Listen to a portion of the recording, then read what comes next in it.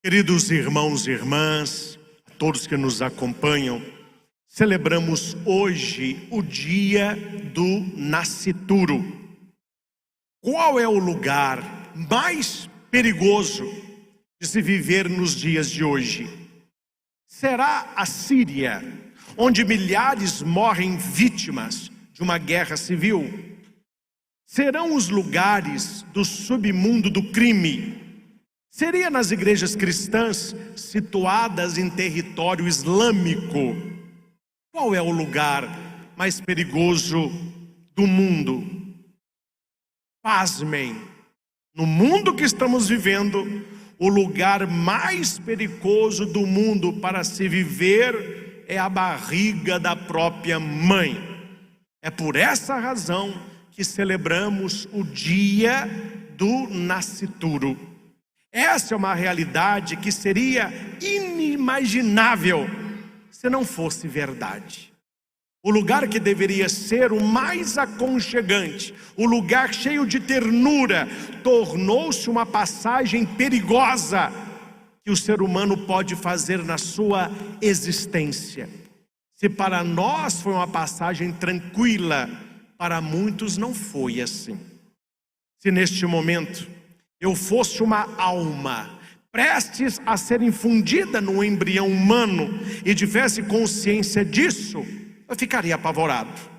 Não são milhares, mas milhões e milhões de crianças brutalmente assassinadas por ano no ventre materno. E o pior, quem está matando essas crianças?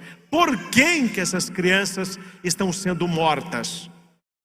Pela própria mãe, e tantas vezes incentivadas pelo próprio pai.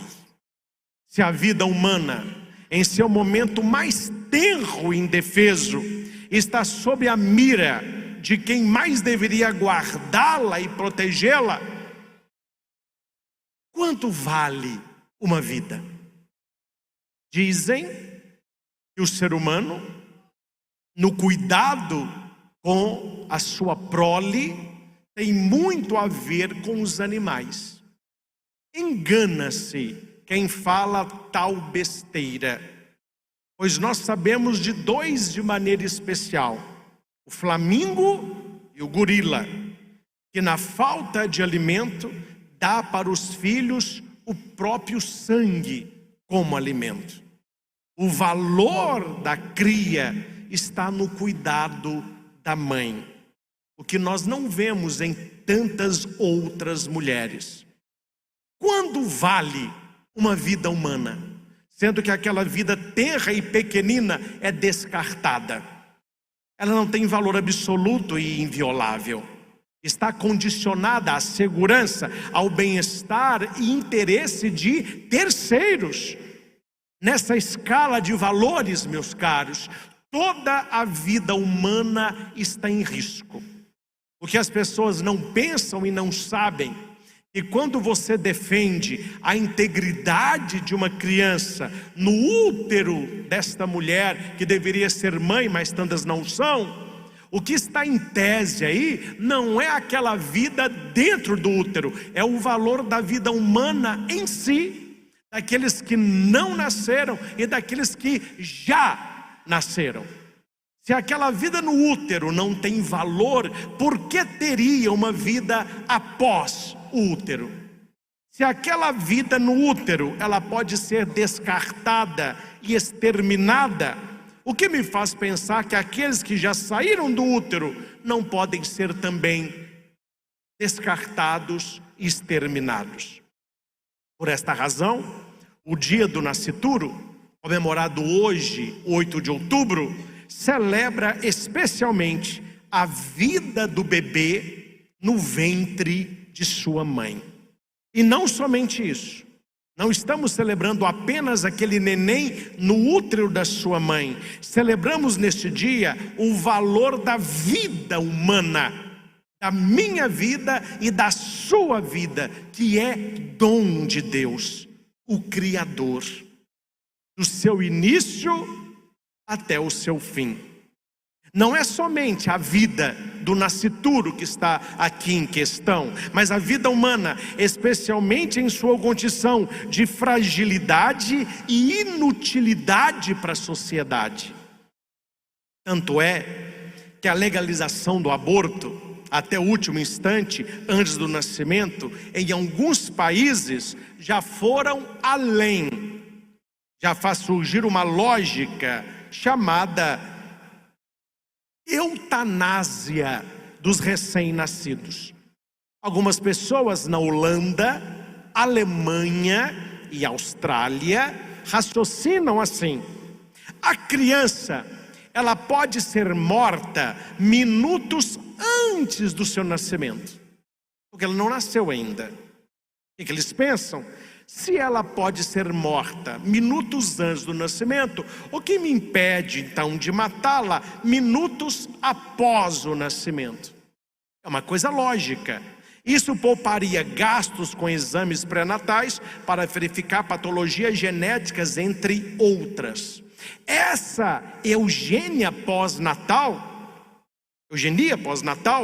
ainda não soa bem, mas em breve vai virar lei. Começa com escândalo e depois vai entrando. Virão novos passos com eugenia em qualquer fase da existência humana, enquanto que a vida não esteja de acordo com os padrões sociais da época. Não precisamos ir ao futuro.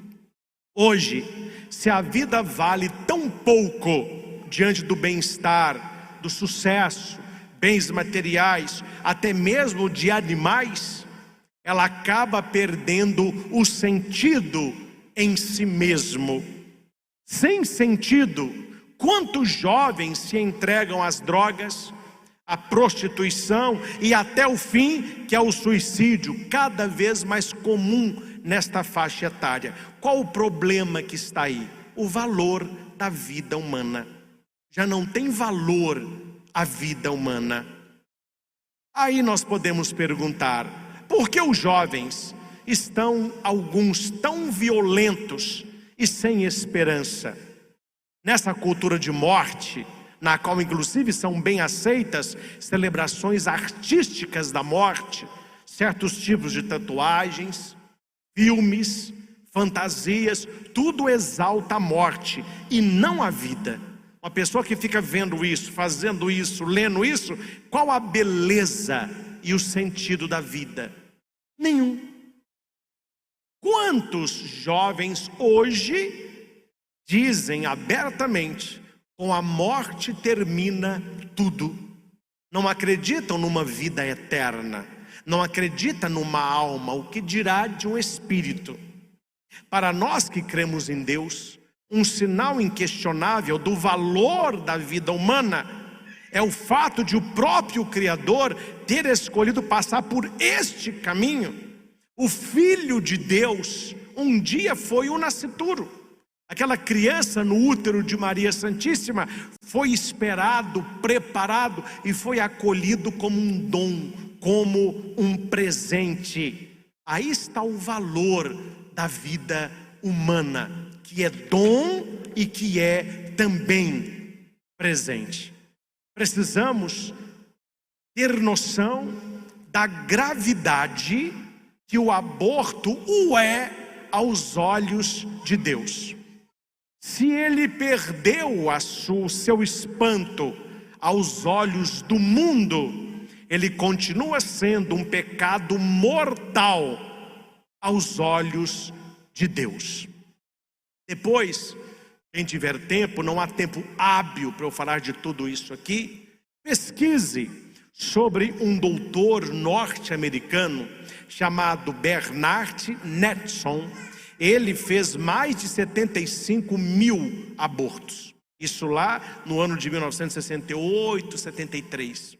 Depois que a medicina, não é, compreendeu aí alguns aparelhos que foram mais do que ele conhecia a respeito do feto humano, ele passou a ser um palestrante. Ele agora é a favor da vida.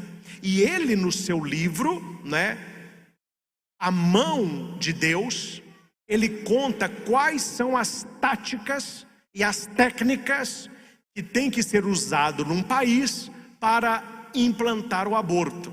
Assim ele fez e ajudou a implantar nos Estados Unidos. Em apenas 5 anos, ele conseguiu virar a cabeça da maioria de norte-americanos que eram contra a favor do aborto. O que ele fez? Está no livro dele, não é eu que estou dizendo. Ele é palestrante, ele escreveu este livro, A Mão de Deus, The Hand of God, e ele conta lá quais são as 3 técnicas. A primeira tática é atrair a simpatia da mídia. É você mostrar para as pessoas que artistas famosas, mulheres belas e que famílias lidam com tranquilidade com aborto. E aqui ele vai contar que há uma empresa especializada em alterar os dados de pesquisa. E neste livro ele vai dizer que numa pesquisa que foi feita, não é? Eles diziam que o número de abortos ilegais era 100 mil abortos por ano.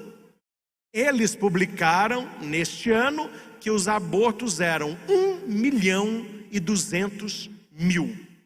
Uma pesquisa totalmente alterada. Para quê? Para mostrar que o pessoal estava abortando demais.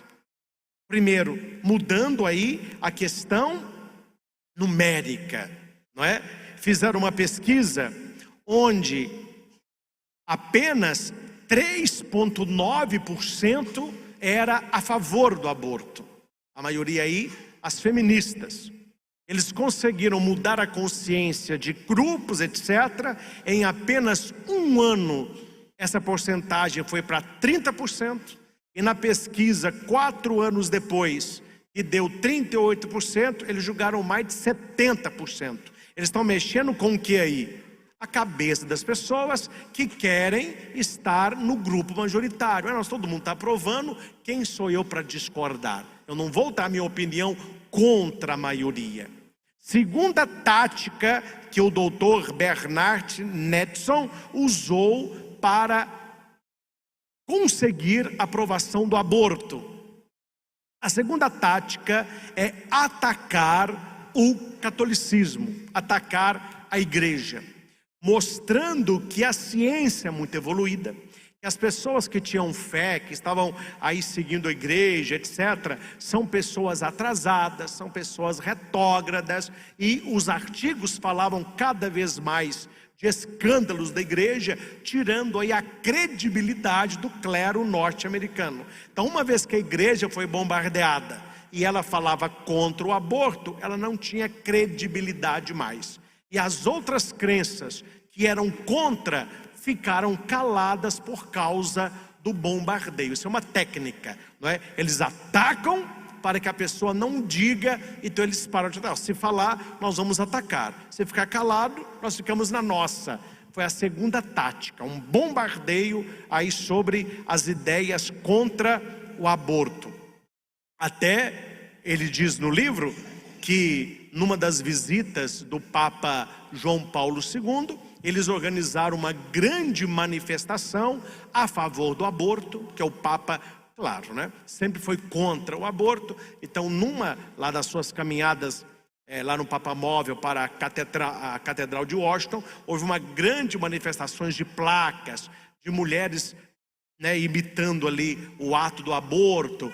Quer dizer, para mostrar que a igreja não tinha aquela força contra o aborto que sempre teve, mas mudando aí a visão da população. E terceiro, tirar da cabeça das pessoas que a vida humana começa na concepção, mudando a linguagem, não é? Aí hoje muitas não falam aborto mais. Na boca de muitas feministas, das pessoas que estão a favor do aborto, eles não falam, eu sou a favor, não, eles falam interrupção voluntária da gravidez. Mudam o linguajar para falar a mesma coisa, está matando os meninos do mesmo jeito. Então eles fizeram isso nos Estados Unidos, tirando a evidência de que a vida humana começa na concepção. O que ele coloca, que eu acho muito interessante, é a questão da mágica, daquele canalzinho da mulher, não é? Na hora do parto. Ele chama da mágica da vagina, ou o canal mágico. O que ele está falando? E ele tem razão disso. Que uma criança dentro da mãe, ela não é considerada vida pelos abortistas, e ela pode ser retirada. Uma vez que essa criança nasce, ela é uma vida, então ela não pode ser morta. Ele diz que não entende por que dentro não e fora é. Por que uma criança pequenina, lá no útero da mãe, não é uma vida, mas depois que nasce, o é. E há aquela história que eu gosto muito, quando a mãe, com um menininho de 5 anos, procura um médico, ela descobriu que estava grávida, e ela não queria aquele neném. E ela procura um médico para fazer o aborto. E o médico diz para ela assim: olha, existem riscos. Retirar uma vida de dentro de você não é simples assim não. Existem riscos. Vamos fazer o seguinte: para poupar a sua saúde, como você quer poupar a sua saúde e dessa criança, vamos fazer o seguinte: você continua com a gestação e a gente mata esse aí de 5. Aí a mãe diz: você está doido? Está louco, doutor? Essa criança é meu filho. Aí o médico perguntou para você: mas qual a diferença dessa criança da que está dentro de você? A diferença é uma só. A que dá dentro não nasceu, a que dá fora já nasceu. Qual a diferença? É muito melhor matar o de fora e você criar o de dentro, que não tem risco para a sua saúde. Então, na cabeça de algumas pessoas, parece-me que a vida intrauterina não é uma vida como uma criança já nascida. Então nós precisamos entender que aos olhos de Deus e da nossa fé, a vida começa, também é um olhar científico, da concepção. Uma vez que acontece a concepção, ali já tem uma vida. O que falta? Ela desenvolver até chegar ao 9º mês. Se a vida não o é na concepção, ela será quando? Essa é a pergunta que a igreja faz aos que são a favor do aborto. Se a vida não é na concepção, ela será vida quando? Então notem que é uma questão muito complicada quando você coloca situações onde, não, até tal semana pode, até tal mês pode, até, quer dizer, como que o ser humano vai colocando data, até quando eu posso matar? Até quando eu posso terminar? Qual que é o limite para tirar essa criança? Então, eu sugiro que vocês, os mais interessados, possam, os que possuem, pode procurar na internet, leia depois no Catecismo da Igreja, qual é o ensinamento oficial católico sobre o aborto, que vai do parágrafo 2270 até o 2275. Não há como eu ler tudo aqui, quero fazer apenas citações de algumas linhas. Olha que interessante, que a igreja nos diz: a vida humana deve ser respeitada e protegida de maneira absoluta a partir do momento da concepção. Desde o primeiro momento de sua existência, o ser humano deve ser reconhecido como ser humano. Os seus direitos de pessoa, dos quais é o principal direito o inocente, a vida. Desde o primeiro século, a igreja afirmou a maldade moral de todo aborto provocado. Porque tem um aborto que não é provocado. Estamos falando do aborto provocado.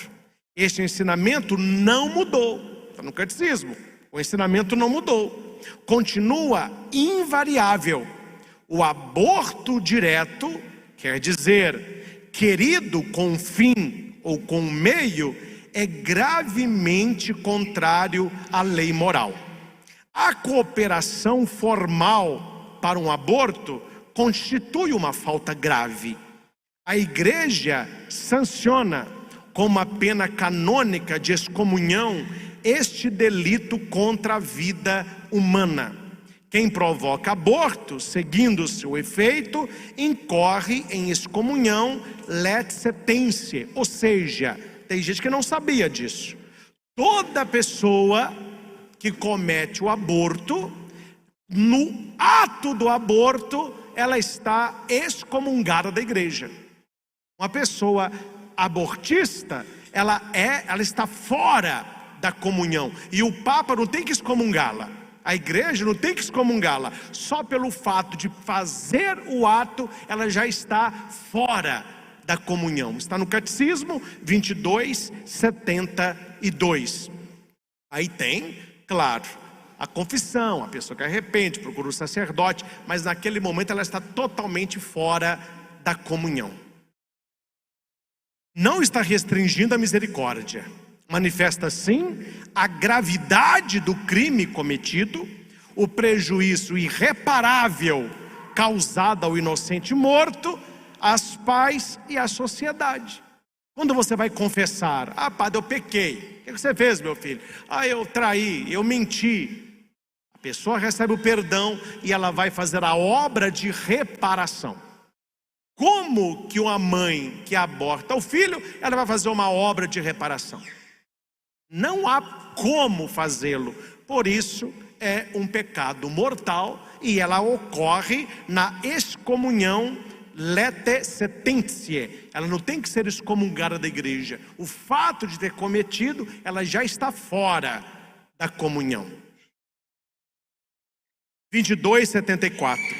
Visto que deve ser tratado como uma pessoa desde a concepção, o embrião deverá ser defendido em sua integridade, cuidado e curado, na medida do possível, como qualquer outro ser humano. Então, são os parágrafos aqui do Catecismo que nos mostram, claro, nós não estamos fechando a pessoa à misericórdia de Deus. Muitos casos que eu já atendi, alguns encaminhei ao senhor bispo, pessoas que vêm confessar na questão do aborto. A igreja não vai fechar as portas a esta pessoa, mas é um acompanhamento. É um contexto traumático, que a pessoa ela fica traumatizada para o resto da vida. Quando a pessoa ela acorda em si, que ela tirou uma criança, e que essa criança seria o filhinho dela, ou a filhinha dela, não, uma pessoa dessa que tenha uma cabeça normal. Então há uma orientação, há um acompanhamento, há também um caminho todo de conversão e penitência. A igreja, uma vez que a pessoa arrepende de coração e ela faz o caminho, com certeza ela será acolhida. O que não acontece com algumas por aí que nós vemos, né? Recebi hoje mesmo um vídeo de uma passeata, uma caminhada, uma manifestação em São Paulo, de algumas que são a favor do aborto, e lá uma mulher passando, ela falou: olha, eu já abortei, ela falou nesses termos: eu já abortei 13 e se entrar mais um, eu tiro. Quer dizer, a pessoa que já perdeu a noção de vida, já não sabe mais o que é um ser humano, ela vive aí nos prazeres da carne, não quer saber de mais nada. Então nós precisamos olhar. Eles mandaram aqui, que bonitinho, eu vou pôr aqui, está no altar para ficar perto do Santíssimo. Um nenenzinho aqui, um feto, ó, né, uma réplica de um feto de 10 a 12 semanas. A Carol, esposa do Samuel, né, está grávida de novo, pequenininho. Já ouviram o coração, já está lá, a família toda esperando. Então, gente, nós precisamos investir nas nossas famílias. Hoje eu rezava o terço da misericórdia às 3 horas na Rádio Dom Bosco, lá de Fortaleza, e eu comentava isso, que quando nós investimos na família, quando nós investimos no matrimônio, nós estamos fazendo um antídoto contra o aborto. Se você lá na sua casa educa os seus filhos para a família, para a conjugalidade, para o respeito do seu próprio corpo e o corpo do outro, entendendo o que é a relação sexual, entendendo a beleza e ao mesmo tempo a sacralidade do sexo, que é um presente de Deus, as pessoas irão ver isso com os outros olhos. Só que infelizmente, aquele amor que Deus colocou no coração de Adão e Eva, que é o amor erótico. O que é o amor erótico? É a atração do homem pela mulher, e feliz do casal que tem amor erótico. Feliz do casal que um sente atração pelo outro, porque o sexo ele é unitivo e procriativo. O casal ele tem a relação para ter filhos, ele tem o relacionamento porque se amam também no leito conjugal. O que aconteceu com o sexo hoje? o sexo não é visto mais como algo erótico, algo que atrai o homem pela mulher e pela vida. Hoje o amor ele virou pornótico. É isso que as pessoas pensam. E como que se resolve uma sociedade pornótica? Como que resolve uma sociedade que está o sexo pelo sexo? Aí vem o Estado com as respostas mais fáceis. Preservativo, anticoncepcional, atacam a consequência, mas eles não chegam à causa do problema. E olhe que o aborto lá na ponta também não é a causa, é consequência de quê? Uma visão deturpada do próprio sexo, uma visão totalmente doente da sexualidade humana. Infelizmente, muitas pessoas nem sabem mais o que é sexualidade humana. Eles entendem é de genitalidade humana.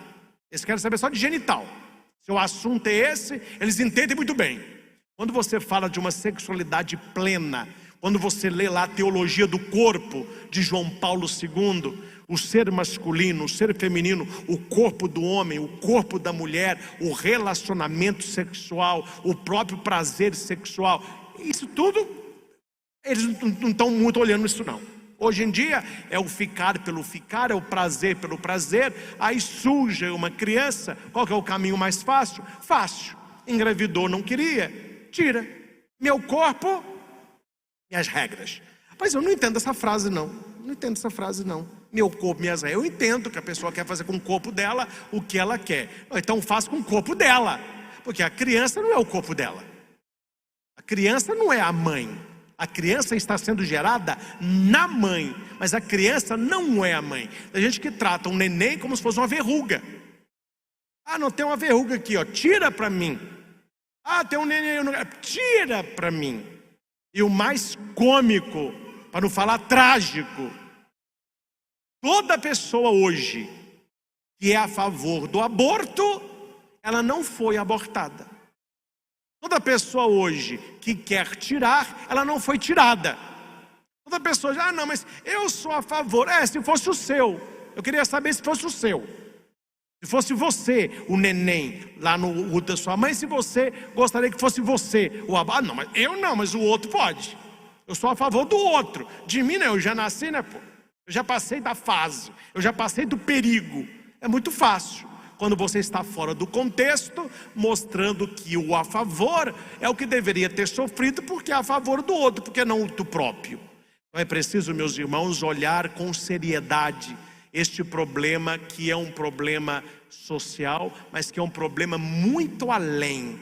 É um problema teológico, é um problema antropológico, porque toca a criação do Altíssimo. Então hoje, celebrando o dia do nascituro, nós queremos orar muito pelas crianças, pelas mamães que assumiram esta missão nobre de gerar, por tantas que estão grávidas e por tantas que querem estar grávidas para assumir também essa beleza do matrimônio, que é a criação dos filhos. Que o Senhor possa ter misericórdia de cada um de nós, que o Senhor possa olhar de maneira misericordiosa também para a sociedade que está se esquecendo de Deus. E uma sociedade que se afasta de Deus, ela se aproxima de todas as mazelas. Uma sociedade que perde o horizonte, que o ser humano é divino, o ser humano se torna coisa, e coisas são descartáveis. Coisas são eliminadas. Quebrou, eu compro outra. Não me agradou, eu jogo fora. O ser humano mudou as coisas. As coisas se usam. A pessoa se ama. O ser humano tem amado as coisas e usado as pessoas. Aprenderam nos aplicativos. Fulano de tal eu não gosto, está bloqueado. Fulano de tal eu não gosto, excluo da minha vida. Está assim na vida real. Fulano de tal eu não gosto, excluo. Fulano de tal eu não gosto, está fora. Até que chega a questão do próprio extermínio. Não vou falar de tudo aqui, mas leia o raciocínio que estava por trás de Hitler no Holocausto. as bases do próprio raciocínio é a base dos abortistas. A base é a mesma. Só que qual que é o escândalo? Porque os judeus já tinham nascidos. E os abortos é do neném, o feto, que ainda não nasceu. A diferença está apenas aí. É uma vida intrauterina e a outra já era alguém que estava vivo. Quer dizer, muitos são abismados com o Holocausto, mas são a favor do aborto. Vocês notam? São dois pesos e duas medidas, porque a vida humana é vida humana. Da concepção até o seu declínio natural. E por último, meus irmãos, nós que estamos aqui na igreja e você que nos acompanha em casa, não é possível, tá bom?